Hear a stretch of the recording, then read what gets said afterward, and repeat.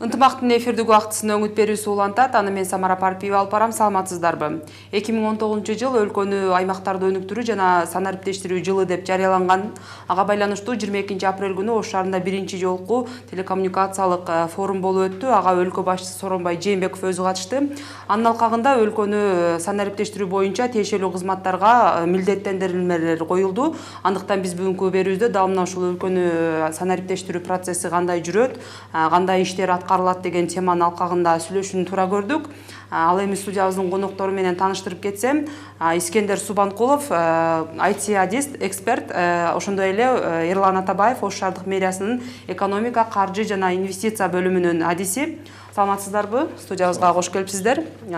Урматтуу телекөрүүчүлөр, биз түз ободо чыгып жатабыз. Андыктан сиздерде ушул санариптештирүү боюнча кандайдыр бир сиз билбегендер же сиз түшүнбөй жаткан суроолор болсо, бизге байланышка чыгыңыздар. Ал үчүн экранда көрсөтүлгөн номерлерге чалсаңыздар болот. Ал эми WhatsAppка бир гана SMS суроолорду кабыл алабыз.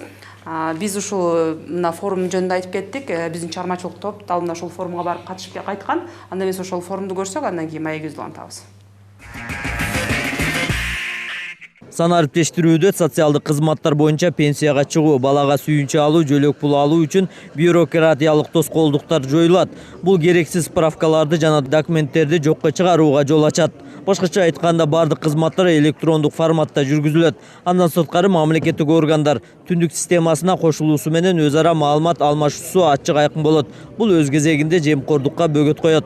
Коррупциондук тобокелчиликтерди жокко чыгаруу жана ошо кызматтарды бирдиктүү терезе принцибинде жарандарга көрсөтүү. Аны менен тышкары 2019 жылдын алкагында Кыргыз Республикасында бирдиктүү жана электрондук форматта маалыматтарды сактоочу жайды куруу, аны менен бирге электрондук форматта жана төлөм жасоо мүмкүнчүлүктөрүн түзүү.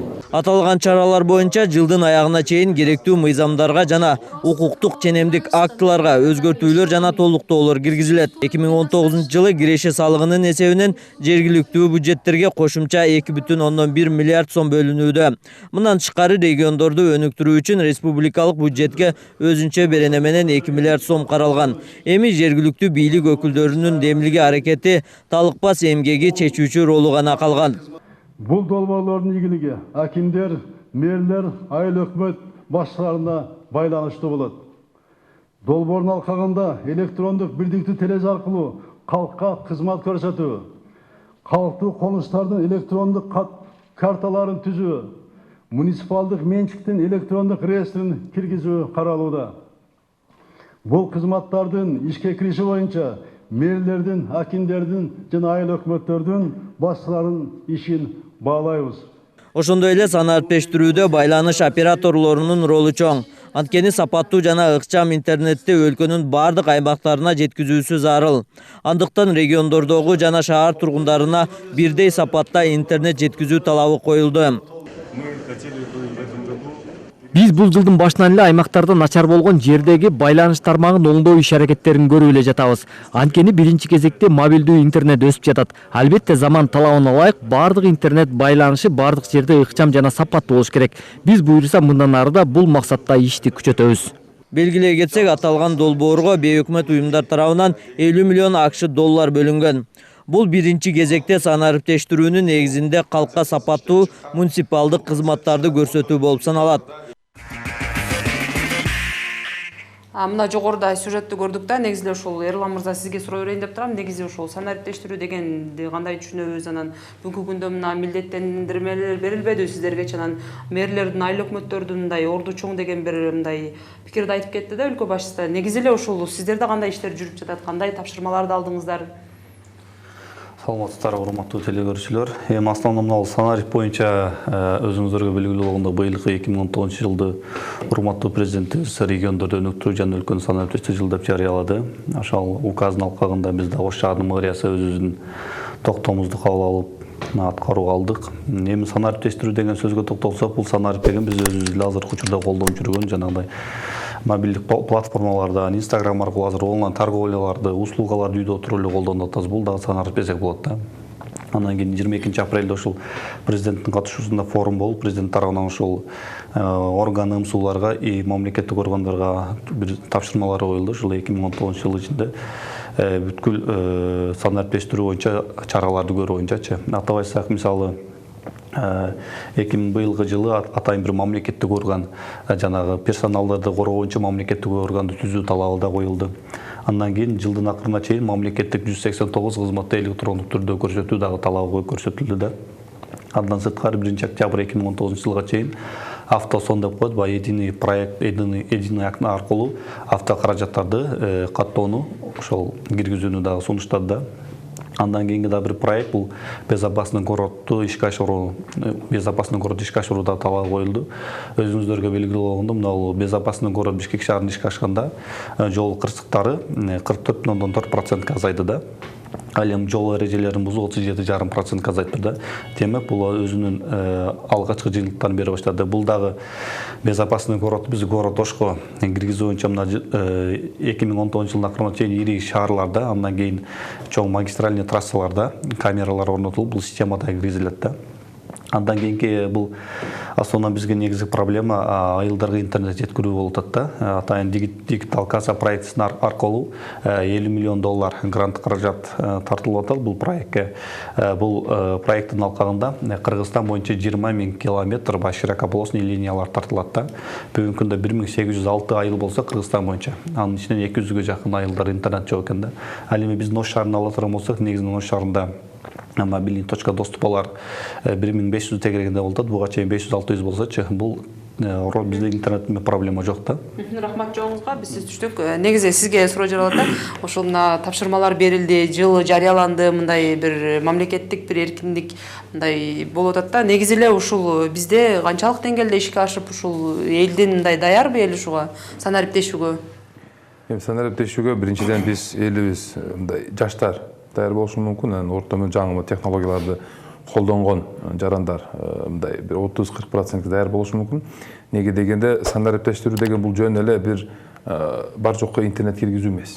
Биринчиден бул санариптештирүү бул бүт мамлекеттик ишканаларды, жөнөкөй муниципалдык ишканалар, жеке ишканаларды, ошол эле бала бакча, садик, мектептерде, бүт больница болобу, түрмөкана болобу, кандай ишкана болсун, бардыгын иш кагаздарын, иш жүргүзүүлөрүнүн бардыгын бир электрондук түргө өткөрүү. Биринчиден бул көп чыгашаларды үнөмдөйт. Искендер мырза кечирип коесуз, бизде түз байланыш бар экен, кабыл алып койсок андан кийин улантабыз. Саламатсызбы көрөрман, биз сизде болуп жатабыз, сиз түз эфирдесиз. Бизде техникалык себептерден улам байланыш түзүлүп калды. Ошондуктан биринчиден биз санариптештүү киргизгенибизде биз техник жагын алып карасак, бизге биринчиден аябай чоң инфраструктура керек. Биз азыркы учурда билебиз, Ошто интернет жакшы, бирок бизде муну ар бир областтын аралыгында кичинекей перевалдар бар. Ошолор байланыштуу бизде көбүнчө муну санариптик линия деп коет, оптика волокно деген бир өтө мындай чоң ылдамдыкта эме деп коет, маалымат алмашууга мүмкүнчүлүк берген зымдар бар. Аларды тартып келүү бизде техник жактан бир аз кыйынчылык жаратат. Биринчи учурда азыркы жергиликтүү жеке компаниялар ошолор тартып келишти. Экинчиден 2-3 жыл мурун биздин улуттук телеоператор ошол телеком тартып келди. Бирок ошол учурда биз дайыма бир кандайдыр тоолорду бир кар жааса же бир көчкү болсо бизде интернеттин проблема башталат да. Ошондуктан санариптештүү киргизиштен бизге бир туруктуу байланыш керек. Ош менен Бишкектин ортосунда бул жөн эле зымды тартып коюу эмес. Аларды техник бирине байлаган аябай күчтүү серверлер болуш керек. Аларды серверлерди иштетүү үчүн бизге өтө чоң бир энергия керек. Алар маалыматтарды сактоо үчүн аябай чоң дата центрлер керек да. Неге деген мамлекеттин бүт маалыматын биз илгертен бардык кагаз түрүндө сактап келгендик үчүн санариптештирүүгө өткөргөн мунун бардыгы электрондук түрдө сакталыш керек. Буга атайын облако деген системалар жаралыш керек. Ар бир жаран, ар бир ишкана каерде отурбасын, ал өзүнүн ошол бир кандайдыр персональный бир маалыматы аркылуу өзүнүн маалыматына кире алыш керек, өзүнүн бир кандай иш иштерин жүргүзө алыш керек да. Санариптештирүүгө биз биринчиден азыр адамдардын, биз Кыргызстан жарандарын ошол жаңы технологияларды колдонуу эме деп коет деңгээлин көтөрүшүбүз керек. Аны үчүн мектептерге киргизиш керек, эртерээк ошол компьютерлик маалыматты, ошо ишканада иштегендерге ушул жалпы техника колдонуу эме деп коет ыкмасын жогорулатышыбыз керек да. Ошол адамдар берилген мүмкүнчүлүктөрдү толук колдоно алыш керек. Андан сырткары биздин көп ишканаларыбыз эскиче иштейбиз деп көнүп калгандыктан биз көп жаңылыктарды киргизбей, бизге ошол деле боло берет деп биз адамдардын бир аз түшүнүгүн, аң сезимди көтөргөн аракет жүргүзүшүбүз керек да. Бул жерде жөн эле технический жактан өнүктүрүү эмес, бул жакта бир аз мындай идеологический да түшүндүрүш керек. Дүйнөгө биз дүйнө менен барабар атканыбызда биз бүгүн эмес эртең ошол нерсеге бөлүнүп барышыбыз керек. Санариптештирүүгөчү. Рахмат. Ерлан мырза, айтсаңыз, чындап эле бул Искендер мырза туура маселени козгоп атат да. Негизи техникалык жагы деген жагы бар, анан ушул адамдардын багы жаштар түшүнүшү мүмкүн. Ооба, азыр заман өнүктү, жаштар кабыл алуусу тез, бат үйрөнүп кетип атат. Бирок ушул кызматта иштеген, мисалы, ошол эле муниципалдык кызматта иштегендердин өздөрүнүн бир билим деңгээли дейбизби, кандайдыр бир окутуулар болобу же кандай кадамдарга барайлы деп жатасыздар?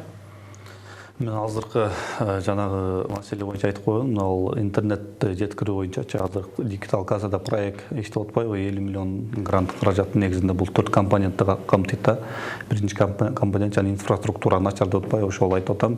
Кыргызстандын ичинде 20 000 километр широкополосный линиялар, оптика волокон линиялар тартылат. Ал эми биз Кыргызстан территория тиги выход КМУРга чыкканда ошол жакта жана жогорку ылдамдыктагы интернеттин линиялары бар да, ошол тартыш үчүн 1800 километрге тартылып келет Кыргызстангачы. Ошол Тажикстан аркылуу тиги Европа тарапка. Андан кийин экинчи компонент бул умный решениялар, цифровой платформалар иштеп чыгуу. Бул жерге 18,1 миллион АКШ доллары өлчөмдө грант каражат тартылган. Андан сырткары жанагындай жагымдуу экономикалык цифровой чөйрөнү түзүү компоненти камтылган да. Андан кийин сиз жакшы белгиледиңиз, бул негизги проблема бул ишке ашыруу жана IT тармагындагы адистер жетишсиздик болуп атат.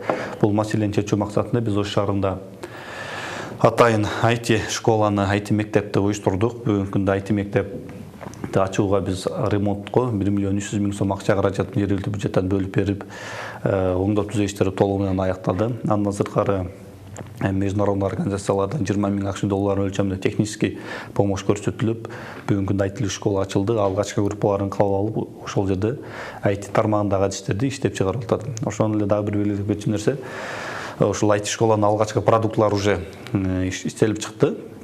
Жанагында туристик Ош шаарында туризм потенциалын жогорулатуу максатында исторический объекттер биздечи.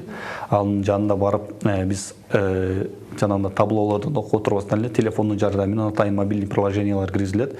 Ошол объектлерге QR коддор коюлат. Ошол QR коддун жардамы менен биз мобильный приложенияны тийгизгенде ал объект боюнча тарыхы, историясы бүт бардыгы маалыматтар чыгарылат да. Адистерге токтолсоңуз, конкреттүү мына медиада эми билебиз, көптөгөн муниципалдык ишканалар бар. Ушул биз санариптештирүү дегенде жарандар кезек күтпөй, багына керексиз документтерди албай, интернет аркылуу эле бир мындай баскычты басып эле ушундай оңой болуп кетет деген бир мындай максат коюп атасыздар да. Анан адистер ошол иштеген, сиздерде медиада бир окутуулар болуп, биз буга чейин деңгээли, билим деңгээли дейбизби, ошол багы электроника, технологияны түшүнгөн адистер болобу? 2019 жылдын 27 мартында ошол IT тармагы боюнча атайын лекция өткөткөн. Санарып Кыргызстан кандай жүрүш керек. Анан биздин мэрияда структуралык түзүмдөрдө IT специалисттер бар. Алардын билим деңгээли жакшы эле. Эми негизинен бул системаны толугу менен киргизүү үчүн биз күчтүү жанагындай жаңы ойлоп табуу, жаңы идеяларга бай адистер керек деп ойлойм да. Искендер мырза, айтсаңыз, бизде мына көптөгөн эле бир мындай маселелер дейбизби же мындай демилгелер, долбоорлор иштелет дагы, бирок мындай аягына чыгып бир жыйынтыктарын бир көрө албай калабыз да тилекке каршы. Негизинде сиздин пикириңизде эми эксперт катары бул тармакта IT тармагында көп жылдан бери иштейсиз. Кандай деп ойлойсуз, бул ушул ишке ашып мындай жакшы бир жыйынтыктарга жетебизби? Божомолуңуз? Ойлойм, биз буга каалайбызбы, каалабайбыз, биз жетебиз. Анан жетишибиз керек. Неге деген дүйнөдө азыр глобализация болуп атат. Бүт дүйнө азыр мындай алып караганда жөнөкөй кагаз түрдөн бүт электрондук жакка өтүп кеткен. Бүт дүйнө азыр ошол цифровой каналдар аркылуу, интернет аркылуу бардык байланыштар только эмне деп коет, цифровой түрдө болуп калган. Ошондуктан биз бүгүн эртең ага барышыбыз муктаж. Неге деген биз дүйнөдөн ажыралып, бир өзгөчө бир эмне деп коет, бир остров кошуп жашай албайбыз. Биз дүйнө менен байланышканбыз, эгемен мамлекет болгондон кийин бүт мамлекеттер менен биз мамилебиз бар. Биздин ал жарандар ал жака барышат, келишет, биз ар жак менен бир катышып, бир кандай иш-чаралар, бизнес жүргүзүшөт. Ошондуктан биз буга жетишебиз. Но бул жерде бир момент бар. Биз ошол азыр буга чейин айтып кеткендей, жөн эле адистерди гана эмес, бул жерде бир аз биз саясий воля керек. Неге дегенде, биринчиден бул санариптештирүү, ошол бүт кагаздарды ошол санарип экономикасына өткөзгөндө биз эң негизги болгон биз коррупция маселесин жеңебиз да. Андыктан биз ошого аракет кылганыбыз учурда көп учурларда ошо эле коррупциянын багыты болгон ишкана бир аз каршычылык көрсөтөт. Неге дегенде адам фактору бал жерде коррупцияга жол бар. Биз канчалык деңгээлде ошол электрондоштор кылып, ошо кезектер электрондук болуп, отчеттор электрондук болуп, адамдык факторду азайткан сайын коррупция азаят, адамдар жашоосу жеңилдейт. Бул эсе ошол учурда көп биздин коррупционерлерге жолун тоскоолдук кылат да. Бирок ушул жерден бир суроо жаралып атат. Менде мына биз билебиз, билим берүү тармагында өтө бир коррупциялашкан деп айтып келебиз. Мындай жашыруун болсо дагы, ачыкка чыкпаса дагы. Ошол эле Ош шаардык мэриясы тарабынан жанагы электрондук кезекке туруу бир системасы иштелип чыкпады беле. Бул деле бир мындай жыйынтык бербегендей да, анан ушундай болуп алып кетпейби деген ой. Биздин элдин аң сезимини бир асымда өзүнүн укугун билүү, өзүнүн укугун билген учурда өзүнүн милдеттерин билүү аң сезимин көтөрүшүбүз керек. Адамдар учуп тургандан кийин бизде шашша, тааныш билиш кылып бергибиз келет, же эртерээк жүрүбүз келет, же дагы кандай бир тууганы болсо, же бир жердеш болсо, ошону көгүлдүргө апара турган учурларда бизде эң негизги чоң фактор бул биз жөнөкөй жарандардын аң сезими. Ошондуктан бул бара-бара биз барабыз. Мисалы ошол эле 28 жылдан бери биздин мамлекет тили башында кыйналып келген, бара-бара биз ошо көндүк. Адамдарыбыз айла жоктан сыртты көрүп келип атышат, дүйнө менен байланыш интернетти көрүп атышат. Ошол эле чет элге чыгып келгендер, иштеп келгендер, интернет аркылуу, кино аркылуу, программалар аркылуу биз көрүп атабыз, дүйнөдө элдер кантип жашап атат. Кане эле биз деле ошону жашап, бизде эңсегендер көп. Ойлойбуз биздин орусча айтканда здравый смысл должен победить. Бир күн эмес, бир күн биз ошого жетишибиз керек. Бирок биз бизге аракет кылышыбыз керек. Биринчи ошол технический жагынан кошумчалап биз адамдык потенциалды өнүктүрүшүбүз керек. Биз мында алып караганда бизде нефть, газ аталы көп эмес. Бир кандайдыр өзгөчө бир минералдык, бир ресурстуу мамлекет эмеспиз. Ошондуктан бул санариптештирүүнүн эң жакшы нерсеси биз мамлекетибизди жөнөкөй башка мамлекеттерге бир официант, дворник же бир няньканын мекени эмес, биз ошол дүйнөгө айт адистердин мекени болушубуз мүмкүн. Бизге толук мүмкүнчүлүгүбүз бар агачы. Рахмат. Эрлан мырза, айтсаңыз, жана жогоруда өзүңүз айтып кеттиңиз, 189 муниципалдык мекемелерди ушул электрондук бир системага бириктирүү максаты мындай талабы коюлду депчи. Анан бул канчалык деңгээлде быйыл эле аткарып кала турган ишпи, же бул канча бир жылдарга узарып созулушу мүмкүнбү? Бул система негизинен айтып өткөндөй түндүк деген система бул Эстониядан 2016 жылы Кыргызстанга алынып, 2019 жылы толук иштеп баштаганда X-Road системасындагычы. Бул системанын неге биз эмне үчүн биз алдык? Бул система Эстонияда иштеп жүргөндө бүгүнкү күндө 99% муниципалдык услугалар онлайн түрүндө көрсөтүлөт. Андан сырткары бул X-Road системасы жылына 1 миллиард еврого чейин. Ошондой эле 800 жыл жумуш орун убактысын экономияга жетишет экен да. Бул экономия. Андан сырткары бул система бүгүнкү күндө 20 өлкөдө, өнүккөн өлкөдө иштеп атат. Ошондуктан биз атаң ушу түндүк деген долбоордун негизги максаты бул жанагы бийлик органдарынын иштешинин натыйжалуулугун жакшыртуу, ошондой эле коррупциялык рисктерди алдын алуу болуп саналат да. Бүгүнкү күндө бизде түндүк деген долбоорго 18 мамлекеттик орган кошулган да, түндүк долбооргочу. Анын ичинде ошол эле салык системасындагы салык органдары, мамлекеттик каттоо кызматы кошулган, аларда 58 маалыматтык базалар түзүлгөн да. Демек, буга чейин азыр иштеп жатат, биздин өлкөдө. 2018 жылдан баштап биздин толуккан иштеп жатат. Кайсы аймактарда болуп атат? Бул аймак эмес, бул мамлекеттик органдар, 19 ошол эле бул мамлекеттик орган деген бүтүндөй Кыргызстан боюнча да. Мисалы бул системанын негизги бир жакшы себеби, мисалы любой эле адам, жаран бир кандай бир кызматты алуу үчүн башка органдарда ал органдан бир нече справкаларды талап кылуу убаракетчиликтен неме болот да. Тияк барып жашаган жеринин тууралуу справка, бияктан үй жоктоо справка, аны ошол эле мамлекеттик орган өзү эле сурап алат да. Бири-бирине кат жүзүндө эмес, электрондук система аркылуу сурап алат. Азыр ушул ишке кирип, ошондой жүрөт ал процесс? 2018 жылы ишке кирип иштеп баштаган. Бир айда 100 миңден ашуун электрондук маалымат алмашуулар жүргүзүлүп атат бул система боюнча. Урматтуу телекөрүүчүлөр, биз түз эфирде чыгып жатабыз. Эгерде сиздерде ушул санариптештирүү боюнча кандайдыр бир суроолор болсо, бизге түз эфирге чыгыңыздар. Биздин ынтымактын чыгармачылык жамааты мына ушул санариптештирүү, санарип деген сөздү кандай түшүнөсүз деген бир суроо менен калк арасына кайрылып көрдү эле. Ошол сурамжылоону көрсөк, андан кийин майгүздү улантабыз. Санариптештирүү дегенди бул ушул элди, ушу жалпы эле ушу мамлекетте жашаган элдин баарысын ушул мурдагыдай ары бери үчүр катып, болбогон бир документтер үчүн бир барган жеринде кайра барбай эле, ошол бир барган жеринен баардык ишин бүтүрсө, ошол компьютерден, базадан бүт баардык ошол керектүү маалыматтар чыкса, ошол бул ишти убакыт дагы үнөмдөп, азыркы заманбап жашоодогу болуп аткан бир чоң бир ийгиликтүү иштердин бири деп түшүнөм да. Мындай компьютер ошолор да, телефондар анан бүткүн документтерди компьютерге түшүрүп атат. Коррупцияны жоёмун деп аракет кылып атат. Коррупция больница менен Мединститут университети толтура. Больницага баш бактың акча сурайт. Теле көрсөтүү, антеннага уланган нерсе да. Теле берүүгө байланыштуу. Бул азыркы заманга ылайыктуу технология. Burada аналоговый технология болсо, азыр санариптик. Бул деген өтө тез, ыкчам операциялар жасалуучу технология. Эми мындай алдыга жылуу деп түшүнөбүз эми. Алдыга жылуу өнүгүү. Санарip деген электрондук система да бул эми. Электрондук болуш керек. Бардык өлкөлөр бардыгы ушундай жакшы эле маанайда болуп атат. Эми биздин өлкө дагы ошого тең келсе жакшы болот. Мына жогоруда элдин пикирин уктук да, мына ушул сурамжылоо боюнча мен кичине токтолуп кетейин деп атам.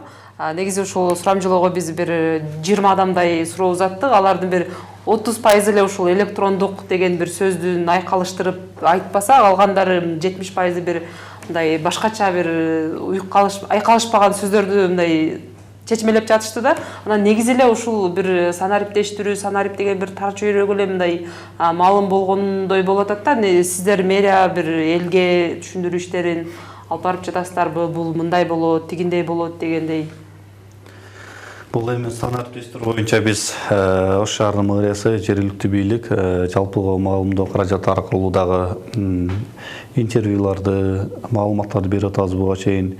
Жалпыга СМИ аркылуу 2 жолу маалымат берген, андан кийин жергиликтүү газеталар аркылуу дагы маалыматтар берилип атат. Андан сырткары буга чейин айттык, ошо лекциялар уюштурулду, кечээ эле форум өткөрүлдү. А форумга шаарда бүт мамлекеттик муниципалдык органдардын руководителдери катышты. Ошондой эле жергиликтүү коомчулуктун өкүлдөрү, бизнес сообществонун өкүлдөрү да катышып атат. Кеңири маалыматтар берилип атат. Искендер мырза, сизге суроо жаралып атат да. Мына маалымат берип атабыз, ушундай түшүндүрүү иштери болуп атат дейсиз. Сиз IT адис катары кандайдыр бир ушул технологияларды колдонуп көрсөтүп бериш керекпи? Кандай бир мындай сунуштарды берет элеңиз да жергиликтүү бийликке ушул элге жайылтуу ишин алып барууда? Кандай сунуштарыңыз барбы даярдап койгон? Биринчи санариптиге өтүүдөн мурда биз ошо маалыматты топтоо ишини күчөтүшүбүз керек. Бул деген маалыматты бир жерден алып, бир жерден элге бериш үчүн ал маалыматты биринчи топтош керек. Ал үчүн биз биринчи кезекте ошол буга чейинки кагаз түрүндө жазылып келген бүт кагаздарды бир кандай жалпы бир республика же бир компания өткөрүп туруп, аны отуруп бардыгын базага киргизиш керек. Экинчиден ол базаны коопсуздугун ойлонуш керек. Бул деген жеке маалыматты сактоо боюнча биз талаптарды күчөтүшүбүз керек да. А элге жеткизип, эл менен таанышуу үчүн ал өтө оңой эле. Жөнөкөй эле ошол бардык ишканалар бир жидин, мисалы көп чоң өлкөлөрдө ар бир шаардын тургундарына атайын бир программалар чыккан, же бир карточкалар жасалган да.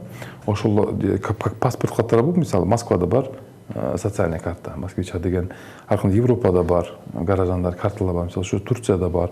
Ошол карточка аркылуу адам бардык тармактар, маршруткада да төлөйт, автобуста да төлөйт, метрода да төлөйт, бир жака барса светти да төлөйт, сууду да төлөп, ошол бир эле адам ошондой жеңилдетүүчү жолдор өтө көп. Анан ошол мектептен биринчиси балдарга, ишканаларда, анан телевидениеда биз мисалы мына ар кандай мамлекеттик чоң иш-чара болуп атканда, телевидениедан ошол шайлоо учурунда ар кандай инструкция, видео инструкциялар чыгат, ошондой чыгышат. Анан ошол эле учурда биз ошол эле элдерге таанымал болгон социалдык тармактар аркылуу жүргүзүш керек. Но жөнөкөй программисттерге план бергенден кийин алар өтө мындай примитивный деңгээлде жасап түшүндүрүү иштерин жүргүзө алат да. Анын үчүн жалпы ошол ар бир иш-чара бир жалпы мындай логикалык механизмин түзүп, түптөп анан элге жайылта башташ керек. Чтоб жылда мисалы быйыл азыр эң жакшы мен билишим боюнча иштеп жаткан бул мына ички иштер министрлигинин мына соттолбогон деген справкасы жөнүндө механизм бар. Барасыз, банкоматка жазасыз маалыматыңызды, ал автоматически түрдө берген. Срочный болсо 1 ба, жөнөкөй болсо 1 ба. Мисалы, жөнөкөй мисалы салык системасы. Мен кечээ мисалы мына 1 апрелге чейин декларация тапшыруу убакыты бар эле, ошону мен өзүм логин алып, пароль алып, кирип жазып көрөйүн дедим, бирок өтө татаал экен. Мага как IT адис катары бул татаал болот, жөнөкөй элге ол өтө татаал болуп эсептелет. Неге дегенде биз көбүнчө ошол ишкананын адистери түшүнгөн терминдери болот, өзгөчө бир сөздөрү болот. Аларды кондонбой, жөнөкөйлөштүрүп, элдин карапайым элдин сөзү менен мындай эме деп коет, бытовой деңгээлдеги сөздөр менен жазып түшүндүрсө адамдар тез эле кабыл алат азыркы учурдачы. Неге деген көп учурларда биздин аксакалдар түшүнбөсө анын балдары көбүнчө колдонот. Алар түшүндү. Азыркы учурда бизде көп телефондор неге колдонушат? Сүйлөшүү, видео вызов, сүрөткө тартуу, музыка угуу, интернет чукулуу. Ошол эле учурда ошол эле приложениялар менен биз мамлекеттик бүт кызмат болгон керектүүлүүчү маалыматты тап иштетип колдонсок болот да.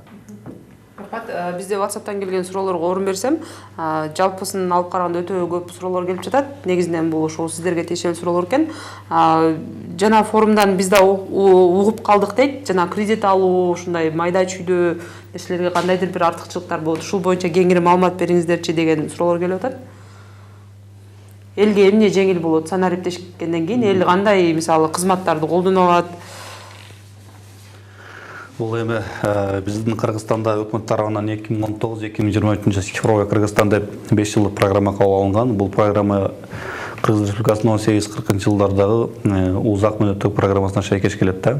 Эми негизинде бул жерде элге жеңил болуш үчүн жанагындай эл автономдук кайсыл кызматтарды алат. Ошол кызматтарды көрсөтүү деңгээлин, электрондук форматта көрсөтүү деңгээлин, мисалы 2023 жылга чейин бүгүнкү 2018 жылда 7% болсо, 2023 жылга чейин индикаторду карасак 80% мамлекеттик кызматтар ушул электрон түрдө көрсөтүлүш керек да.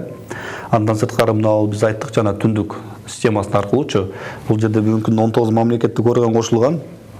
Бул неме алганда 45 мамлекеттик орган кошулуш керек акырындачы. Андан сырткары жанагындай биздин информация ИКТ тармагынын өнүгүүсү боюнча глобальный рейтингди карасак, биздин Кыргызстан 2017 жылы 109 орунда турат экен да. Ал эми конечный индикаторду карасак, 2023 жылы биз 86 орунга түшүбүз керек да. Ушундай максаттар коюлган. Андан сырткары бул электрондук өкмөт деген бар да.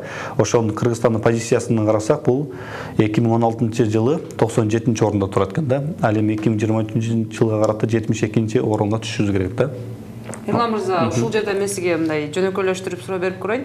Негизи ушул биз кече форумда дагы айтылды. Ушул мисалы азыр Кыргызстанда эмне көп кредит алган жарандарыбыз көп да, экономикага байланыштуу баарыбыздын кредитибиз бар, кредит алууга муктажбыз да. Ушул суроолор келип атат. Мисалы угуп калганда булар дагычы форумданчы кредит алууду айтып атат. Жанагы барса эле аты жөнүн айтат. Ушундай бир жеңилдиктер болот, справка багы, жашаган жеринен аныктама, үй бүлөсүндөгү мындай курамын, үй бүлө курамындай справкалар керек болбойт деген бир маалыматтар берилди да. Мисалы жөнөкөй эле мисал да, мисалы любой эле жаран ошо кредит алуу үчүн, мисалы ипотекалык кредит азыр көп кайрылып жатат. Ипотекалык кредит алуу үчүн бир канча мамлекеттик органдан справка тотош керек. Ошол эле госрегистрден үй жоктугу справка, ошол эле айлык мөттөн жана жашай турган состав семьи справка, жашаган тууралуу маалымат, дагы башка жактан дагы справкалар керек.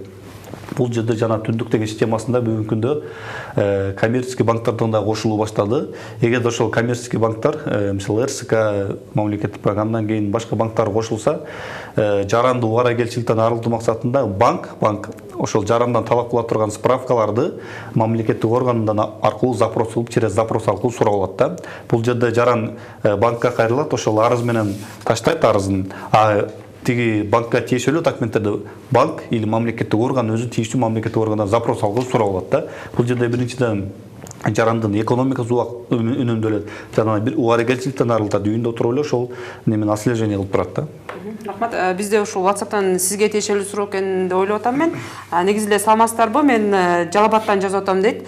100% санариптештирүүнү колдойм, бирок эртерээк эмеспи? Анткени дегенде бизде адистер деле жетишсиз го деп ойлойм. Анан ошол ишке ашыруучу мамлекеттик муниципалдык ишканалардын кызматкерлерин деле мындай түшүнөт, бирок толук эмес деген бир ушундай сунуш келип атат да.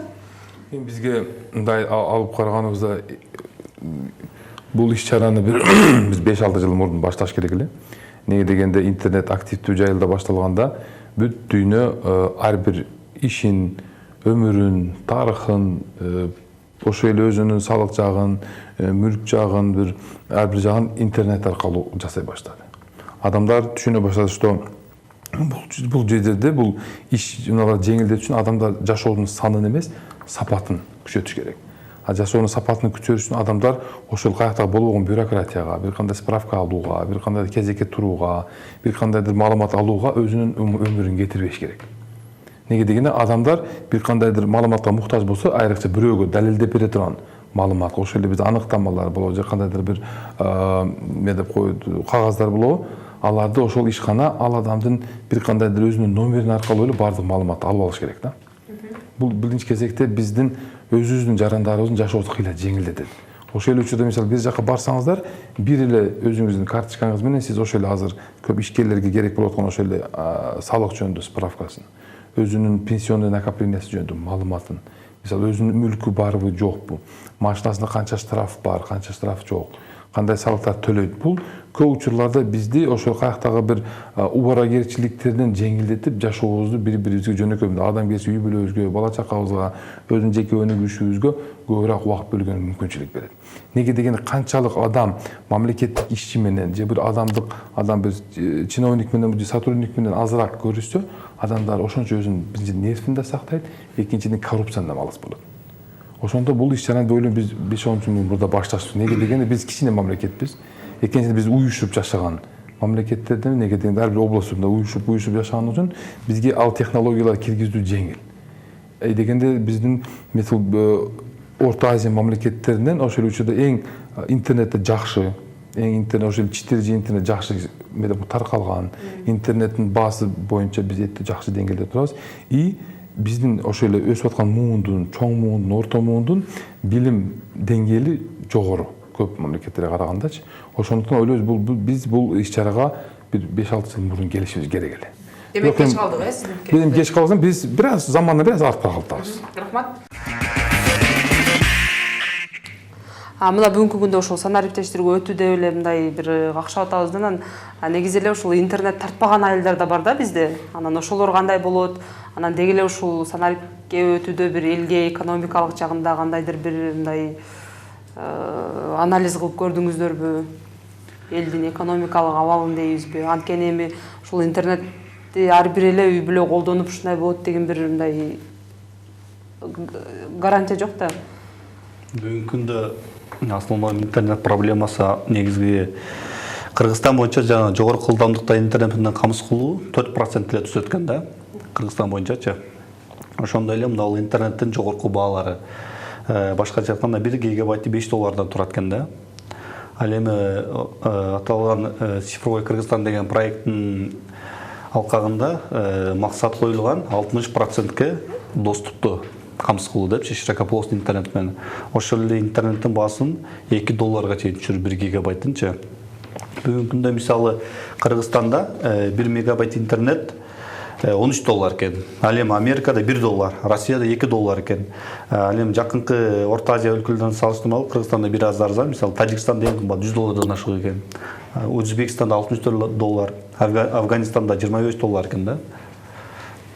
Негизи эле ошол бизде мисалы элдин экономикалык абалына кандайдыр бир таасир берет да, бул санариптештик өткөндөн кийин интернет акча төлөсөң иштейт, акча төлөбөсөң иштейт. Ушул жагы бир мындай анализ жасап, канчалык деңгээлде элдин багы эми өзүбүз Кыргызстан Бүгүнкү күндө Кыргызстан боюнча изилдөөлөрдөгү маалыматтарга алсак, Кыргызстан боюнча 1806 айыл болсо, анын ичинен 200гө жакын айылга интернет жетиле экен да. Ал эми анын ичинде Ош шаарында бүгүнкү күндө негизинен жанагы 4G форматында интернеттер менен толук эле камсыз болгон. Ал эми мобильный точка доступалар буга чейин бир 500-600 тегеренде болсо, бүгүнкү күндө Ош шаарында 1,5 тегеренде болуп калды да. Демек интернет колдонуучулардын саны өсүп атат. Ал эми ушул биз жанагындай интернеттин широкополосный линиялар таркандан кийин жылына интернет колдонуучулардын саны 1 миллион адамга чейин өсөт экен да бир жылдачы. Искендер мырза айтсаңыз.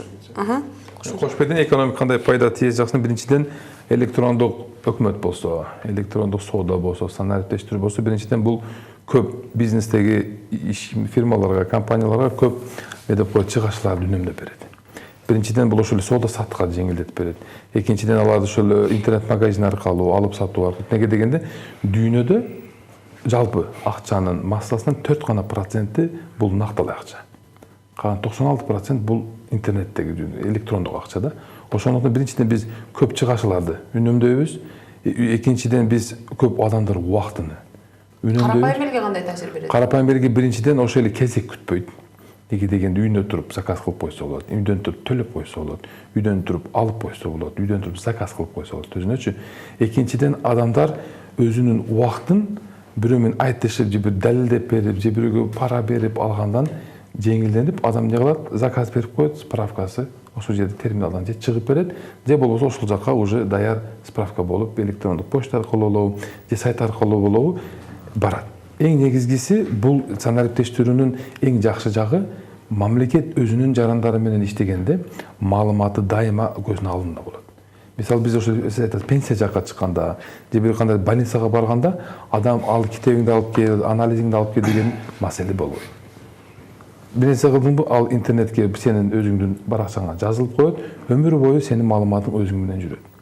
Ал ошол эле больницаларда өтө жеңилдетип болот, ошол эле история болезин кана, анын кана, мунун кана деп адамдар кыйналбастан, анын өмүр баяны өзү менен дайыма жүргө жүрөт да. Бул анан дагы бир суроо да. Негизи эле ушул биз азыр эми санариптештирүү бул ушул интернеттин бир жакшы тарабы деп алсак болот да, бирок терс тарабы да бар да. Кандайдыр бир мисалы биз өңүт программасынын мындан мурунку берүүсүндө биз дагы ушул интернетте бир адистер баягы кылымдын орусу деген бир ушундай маселе козгошту да. Анткени баягы жаш өспүрүмдөр интернеттен эмнелерди көрбөйт, кандай табий алат. Ушул жагы кандай? Эми бул жеке адамдык себептерден болот. Неге дегенде ар бир адам же болбосо ата-эне, же болбосо ишкана болобу, же мамлекет болобу, интернет бул эркиндик. Ооба, но ошол эле учурда биз ошол эркиндик жаш буунга, же келечек буунга, же ишканаларга, же иштеп аткан адамдарга зыян келтирбеш үчүн аны пайдалуу жакка чектеш керек. Ошол эле биз балдар учурда неге балдар азыр интернет менен ооруп атышат? Буга биз ата-энелер өзүбүз себепчүбүз. Биз убакытта ушу балдар көп сүйлөбөсүн, башыбызды оорутпасын, тополоң кылбасын деп, аларга соткада же кино, же мультик коюп берип коюп, тынчыраак отурайын деп биз ошол аркылуу өзүбүздүн тынчтыгыбызды каалап, биз балдарга ошол нерсе көндүрүп койдук. Мисалы мурда ошол интернет жокто биз жакшы эле жашаганбыз, башыбызды оорутпай ошо ата-энебиз биз менен. Азыр мындай айтканда адамдардын арасында бири-бирине болгон мээрим кетип калды. Азыр эки жүздүүлүк заман өнүгө баштады. Бул биринчиден биз өзүбүз себепчиз. Интернетти жакшы жакка да колдонбосо, өнүгүп, үйрөнүп, окуп, жаңы кесиптерге ээ болуп, жаман жакта ошол бузук нерселерди көрүп, бузук нерселерди таркатып, бирөөнү жамандап, бирөөнүн атынан башка бир нерсе жазып, ошол эки жүздүүлүк менен адамдар өтө көп зыян келтириши мүмкүн. Бул жеке адамдык тарбиядан. Ошондуктан санариптештирүү десе, эмнеси жакшы, адамдар биринчиден бири-бирине жалган айта албайт. Неге дегенде бардык маалыматың жазылып турат. Каяка бардың, качан чыктың, качан кирдиң, эмнени төлөдүң, каяктан эмнени алдың, жеңилдетүүлөр бүт маалымат сен жөнүндө. Бир жактан бул жеке адамдарга өзүнүн балким жашоосун, өзүнүн жеке жашоосун сыр кармайм дейт. Неге дегенде ошол 2-3 жыл мурун бизде мына биометрический паспорттарды киргизебиз деген көп элдер бул бизге жеке жашообузга киришүү болот. Биз жеке маалыматыбызды ким коргоп берет, мамлекет кепилдик береби, уурдалып кетсечи, жоголуп кетсечи деген суроолор пайда болгон. Биздин эл өзүнүн биздин мамлекет бул технический жактан бул маселелерди жасай албайт. Бул маалыматты коргой албайт. Неге дегенде көп мамлекеттик ошол маалыматтар жеке компаниялардын колунда. Бул өтө коопсуз да деген. Но бирок ошол учурда биздин мамлекет азыр ушул программа менен жакшы бөлүнүп атканда жакшы адистерди жалдап, ушул мамлекет жарандардын маалыматын сактай алабыз деп туруп, элдерди ишендирилиш керек. Ошондо гана адамдар мамлекетке ишенип, өзүнүн маалыматын берип, ошол мамлекетте сакталсын. Неге дегенде биз мамлекеттик жаран болгондуктан таянар стол только мамлекет болот да. Ошондуктан бул жактан биз мамлекет аябай чоң идеологический иш-чараларды жүргүзүш керек, түшүндүрүш керек, адамдарды ишендириш керек. Ошо биз силерди сактай алабыз, коопсуздугуңарга жооп беребиз депчи.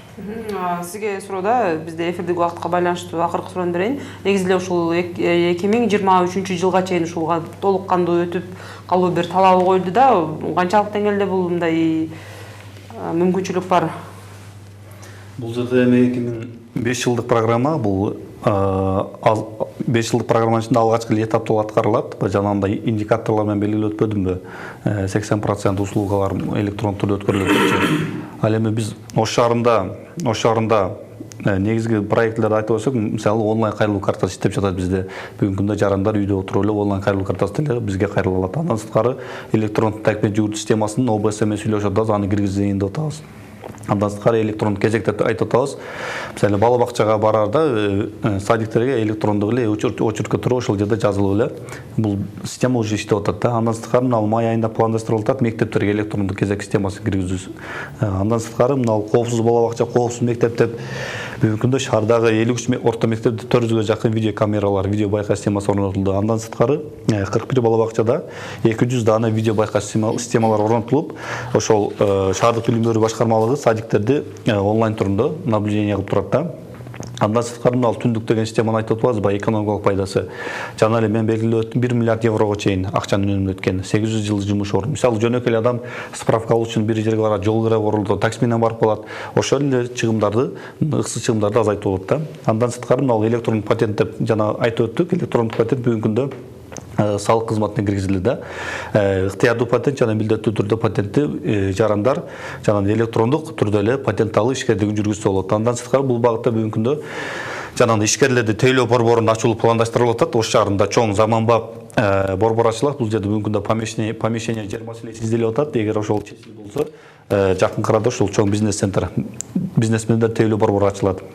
Андан сырткары мына ал өзүңүздөр билгендей электрондук билет деп айтып өттүк. Бүгүнкү күндө биз жана БРРдин проекти менен ишке ашырылып аткан муниципалдык автотранспортторго электрондук билет системасы киргизилди да. Бүгүнкү күндө ал система киргизилип, уже иштеп атат. Пенсионерлер үчүн, окуучулар үчүн, жөнөкөй жарандар үчүн отдельный билеттер чыгарылган да. Рахмат, урматтуу коноктор, убактыңыздарды бөлүп бизге келип бергениңиздер үчүн ыраазычылык билдирем. Урматтуу телекөрүүчүлөр, биз бүгүн Өңүттүн бүгүнкү берүүсүндө өлкөдө санариптештирүү процесси кандай жүрүп жатат деген суроонун алкагында кеп кылдык. Ал эми сиздер бул боюнча кеңири маалыматты www.chekit ntmak.kg сайтына кирип окусаңыздар болот. Ал эми мен сиздер менен коштошом. Кийинки эфирден амандашканча саламатта туруңуздар.